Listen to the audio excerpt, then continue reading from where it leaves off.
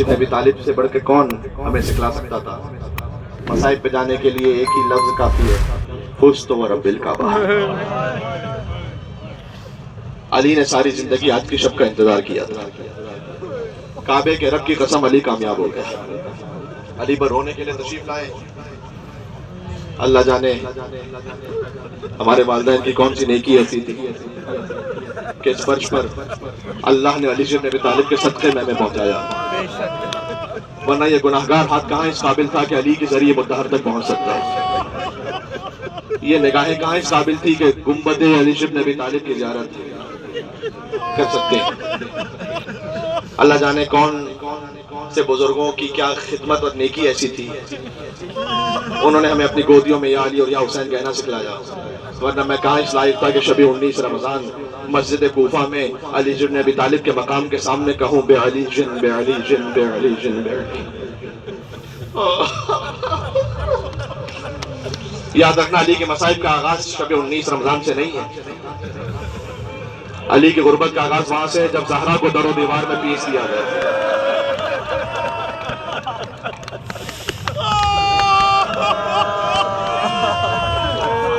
آج حق یہی ہے کہ علی کا ہر عزادار چیخ مار کر روئے، جس میں جتنا دم ہے وہ یا علی یا حسین کہہ کے روتا جائے۔ آج گھٹ گھٹ کر رونے کی رات نہیں ہے، علی کے گھر کے سامنے بیٹھے ہوئے ہیں۔ یہاں زینب یتیم ہونے جا رہی ہے، یہاں ام کلثوم یتیم ہونے جا رہی ہے، یہاں عباس بغیر باپ کے بن بابا ہونے جا رہا ہے عباس۔ علی کی غربت کا آغاز وہاں سے ہے کہ جب علی کو لوگوں نے سلام کا جواب دینا چھوڑ دیا تھا۔ علی کی غربت کا آغاز وہاں سے ہے کہ جب علی زہرا کو مدینہ کی خاک سے اٹھا کر لے کر آئے تھے۔ اب میں جملہ کہوں، یہ مولا علی نقی علیہ السلام کی زیارت میں ہے جو انہوں نے تعلیم فرمائی ہے مولا علی کے لیے۔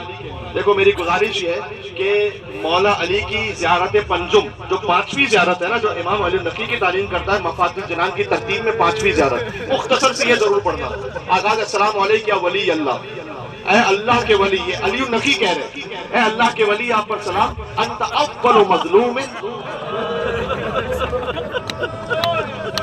اے علی آپ سب سے بڑے مظلوم ہیں۔ ہائے ہائے ہائے، اس کو ویسے ہی کر دیجیے گا جیسے مائک پہلے سے تھا، اگر کچھ چینج کیا۔ آپ سب سے بڑے مظلوم ہیں، آپ پہلے مظلوم ہیں، اول مظلوم ان کا غصب حق تھا جس کا حق غصب کیا گیا۔ اچھا یہاں پر میں کوئی روایت نہیں دیکھی میں اپنی چھوٹی عقل سے سوچتا رہا کہ علی کا جو حق غصب کیا گیا تو علی سب سے بڑے مظلوم کیسے ہیں؟ لگتا تو ایسے کہ شاید حسین سب سے بڑے مظلوم ہیں۔ مجھے جو ایک بات سمجھ میں آئی، کسی امام کے سامنے اس کی زوجہ کو نہیں مارا گیا، فقط یہ علی ابن ابی طالب کے مصائب ہیں کہ علی کے سامنے ان کی زوجہ پر ہاتھ اٹھایا گیا۔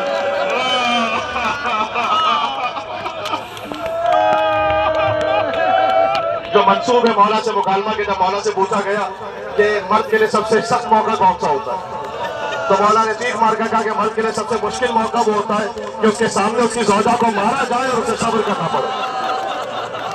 کوئی علی کے سامنے زہرا پر دروازہ گرا دے، علی کو صبر کرنا پڑے۔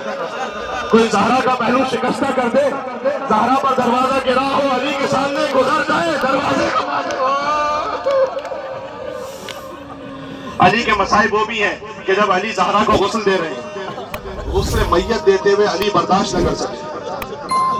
اب میں کیا عرض کروں، جب اسما بنت امیس نے پوچھا کہ یا علی آپ بی بی فاطمہ کو غسل دیتے ہوئے رو کیوں رہے تھے؟ فرمایا رائیت السواد علی وجہ فاطمہ، میں نے فاطمہ کے چہرے پر سیاہ نشان دیکھا۔ آئے ہائے ہائے، وَإِحْمِرَارِ عَيْنِهَا، میں نے فاطمہ کی آنکھوں کو سرخ دیکھا، پسلیوں کو ٹوٹا ہوا دیکھا۔ اے علی آپ کے مصائب ہے کہ 25 سال تک زہرا کے قاتلوں کو دیکھتے رہے۔ اے علی آپ حکم رسول کا صبر کرتے رہے، ہماری جانیں آپ پر قربان ہوئے مولا۔ اللہ اکبر۔ علی کی غربت کا آغاز وہاں سے ہے۔ علی کی غربت یہ ہے کہ جب لے کر جائیں قبر رسول پر زہرا کے جنازے کو رکھیں تو کہیں کہ یا رسول اللہ لقد استرجعت الودیعہ، یہ امانت مجھ سے چھین لی گئی، لیکن جب یہ امانت واپس کر رہا ہوں تو علی شرمندہ ہے۔ جب امانت لی تھی تو صحیح و سالم تھی. جب علی امانت واپس کر رہا ہے تو پہلو شکستہ ہو چکا ہے زہرا کا. یہ ہے علی کی غربت، یہ غربت علی ہے میرے محترم میر تکلم بھائی. یہ غربت علی، حق مانگنے جو زہرا دربار. علی کی غربت کا آغاز وہاں سے. شب 19 رمضان آ گئی، علی نے بی بی ام کلثوم کے ساتھ افطار فرمایا. جانتے ہو اچھا بیٹی کا دل ہے، بیٹی مزاج شناس ہے اپنے بابا سے، جانتی ہے کہ میرے بابا کو دنیا علی 3 دفعہ طلاق دے چکے، حدیث تم جانتے ہو. تو میرے بابا کی غذا انتہائی سادہ ہے، تو اتنی سادگی میں ایک پانی کا کوزہ رکھا، ایک دودھ کا جام رکھا، ایک نمک کی ڈلی رکھی. علی نے شہزادی کی جانب دیکھا اور فرمایا کہ بیٹی ان فی حلالھا حساب و فی حرامھا عقاب. دنیا کے حلال میں حساب ہے، دنیا کے حرام میں عقاب ہے. ایک اٹھا لے. کیا دیکھا ہے کہ آپ کے بابا نے کبھی ایک وقت میں 2 غذائیں کھائی ہوں؟ بیٹی کا دل تھا، نمک اٹھانا چاہا کہ میرے بابا دودھ سے افطار کر لیں.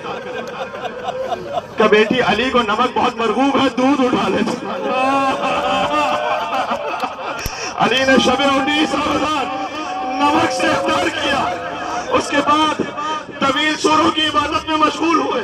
اور بی بی ام کلثوم کا بیان ہے اسی در سے، اسی بیت سے جا کے زیارت کی ہے. بار بار باہر آتے تھے اور دیکھتے، آسمان کی جانب دیکھ کر کہتے تھے خدا کی قسم یہ وہی رات ہے، خدا کی قسم یہ وہی رات ہے. انا للہ و انا الیہ راجعون. خدا کی قسم یہ وہی رات ہے. بی بی ام کلثوم سے رہا نہ گیا. کہا بابا یہ کون سی رات ہے بابا؟ کہا بیٹی تیرا بابا دنیا کے بڑے بڑے پہلوانوں کے سامنے گیا، کبھی علی کے دل میں خوف نہیں آیا. آج رب العالمین کے سامنے کھڑا ہے.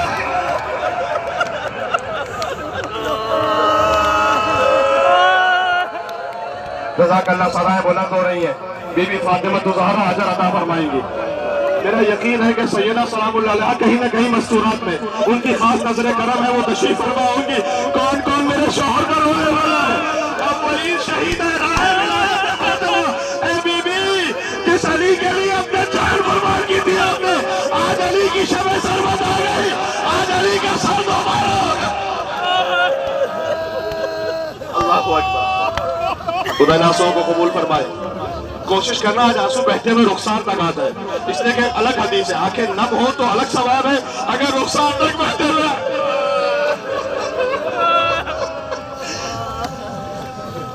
علی بن ابی طالب، حذیفہ یمانی آئے. دیکھو آج تو مصائب کا تھوڑا سا بیان ہونا ہے، پھر تابوت کی برآمدگی ہے. مجھ پر فرض ہے کہ میں مصائب اتنا پڑھ لوں کہ جو میری استطاعت و بساط میں. حذیفہ کچھ دیر بعد علی کو اسی گھر کے باہر تلواروں کی جھنکار کی آواز آئی. علی گھر سے باہر نکلے، دیکھا حذیفہ یمانی ہے 40 تلوار والوں کے ساتھ، نیزہ برداروں کے ساتھ، تلوار برداروں کے ساتھ موجود ہیں اور علی کے گھر کے باہر کھڑے ہیں. کہا حذیفہ یہاں کیوں آئے ہو شب 19 رمضان؟ کہ مولا پہلی رمضان سے آپ کہہ رہے ہیں کہ علی کی داڑھی علی کے خون سے خضاب ہوگی. مولا دکھ ہے ہماری زندگی پر، اگر ہمارے ہوتے ہوئے کوئی آپ کو مار کے چلا جائے. مولا ہم نے ارادہ کیا ہے کہ آخر رمضان تک آپ کے گھر کا پہرا دیں گے. کہ حذیفہ بتاؤ میں کون ہوں؟ کہ مولا آپ میرے امام ہیں، آپ حجت خدا ہیں، کہ میں تجھے حکم دیتا ہوں تو واپس چلا جا. حذیفہ کہتا میں واپس پلٹا، لیکن پلٹ پلٹ کر علی کو دیکھ رہا تھا کہ کہیں یہ وہی رات نہ ہو، کہیں آخری بار علی کا چہرہ نہ دیکھو. یہ ہے شب 19 کے مسائل.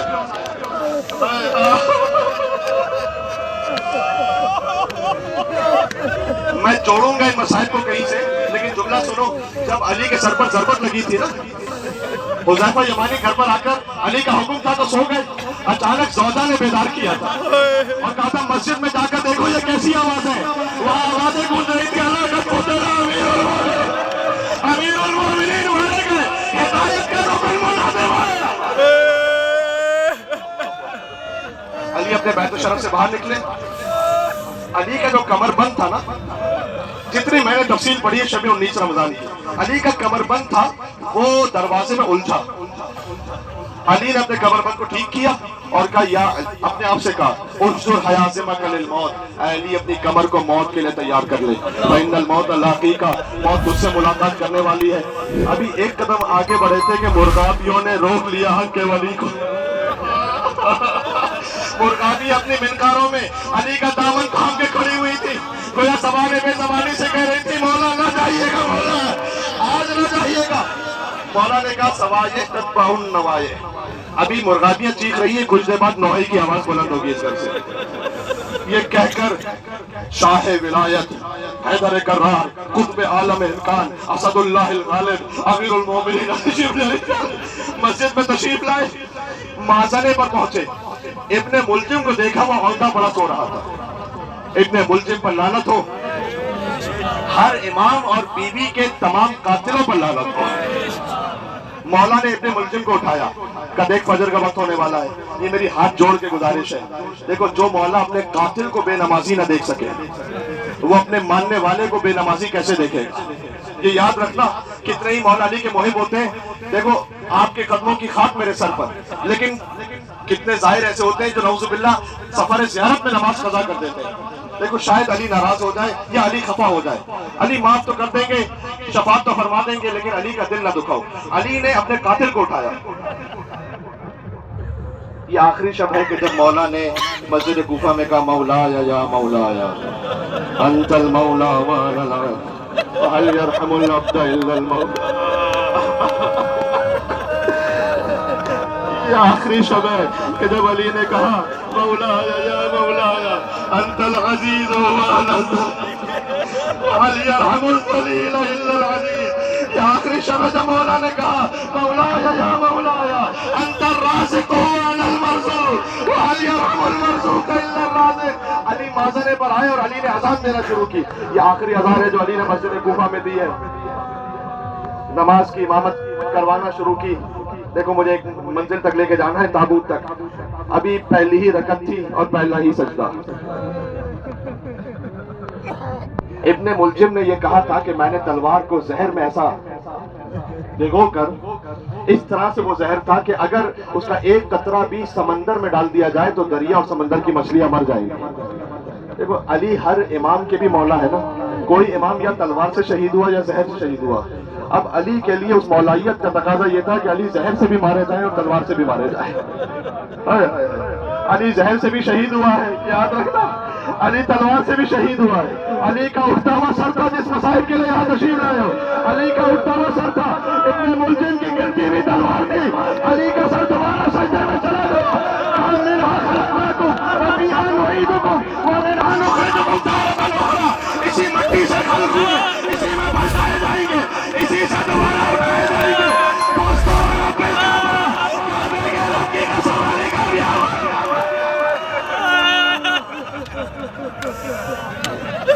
رہو گے انشاءاللہ۔ حسن مجتبیٰ کو آگے کیا، حسن کی امامت میں نماز کو مکمل کیا۔ ہائے ہائے ہائے، جیسے رسول اللہ نے علی کے لیے غدیر بنائی تھی نا، ویسے علی نے مسجد کوفہ میں حسن کے لیے غدیر بنائی کہ میرے بعد امام وہ ہے کہ جس کے پیچھے علی نماز پڑھ رہا ہے۔ علی کے ایک ایک فعل کی حکمت کو سمجھو۔ اور جیسی نماز تمام ہوئی تو علی طویل غنودگی میں چلے گئے۔ کچھ دیر بعد علی نے آنکھیں کھولی تو اپنا چہرہ اور اپنا سر حسن کی گود میں پایا۔ میں نے علامہ طالب دوری صاحب سے جملوں کو سنا ہے، وہ کہتے تھے کہ جیسے علی نے آنکھیں کھولی تو پہلا سوال یہ کیا کہ حسین کہاں پر ہے۔